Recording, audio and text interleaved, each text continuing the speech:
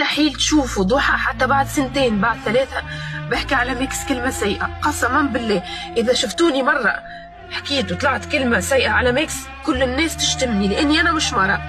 إذا أنا وصلت بحكي عليه لا ميكس ما شفت منه كان الخير وما شفت منه كان الجد يعني، وبقولها يمكن إذا شفت حياتي مستحيل ألقى إنسان زيه، لكن هذا مكتوب